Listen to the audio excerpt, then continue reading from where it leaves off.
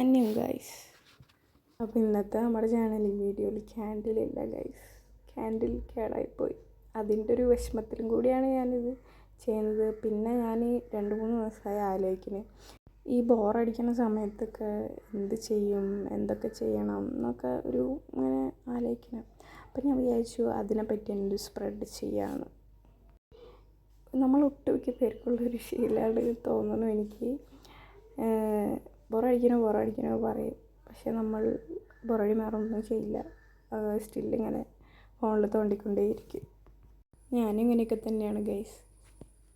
പിന്നെ നമ്മുടെ സ്പ്രെഡിനെ പറ്റി പറയുകയാണെങ്കിൽ എനിക്കറിഞ്ഞൂടാ ഗൈസ്. ഞാൻ എങ്ങനെയൊക്കെ പോയാലും കുറച്ച് ഇങ്ങനത്തെ ഗേൾസിൻ്റെ സ്റ്റാമ്പൊക്കെ എടുത്ത് ഒട്ടിക്കും. എന്താ എനിക്ക് ഭയങ്കര ഇഷ്ടമാണ്. പിന്നെ ഇപ്പോൾ ഒട്ടിക്കണ ഈ ടേപ്പർ റെക്കോർഡിൻ്റെ ഇത് ഞാൻ തലതിരിച്ചായിരുന്നു ഒട്ടിച്ച സ്റ്റിക്കർ. തലതിരിച്ച് ഒട്ടിച്ചിട്ട് വീണ്ടും ഊരെടുത്തിട്ടാണ് ശരിക്കൊക്കെ ഒട്ടിച്ചത്.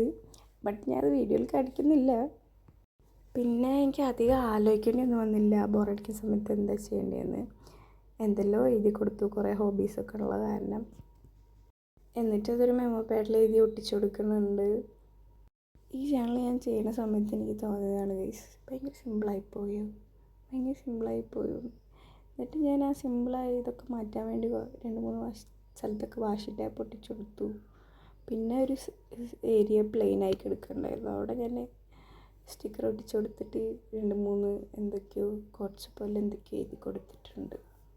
അങ്ങനെ സിമ്പിളായി ഇത് മാറ്റി വന്നപ്പോഴേക്കും ആർഭാടായിപ്പോയെന്ന് തോന്നി. അപ്പോൾ ഇത്രയുള്ള, പിന്നെ കാണാൻ.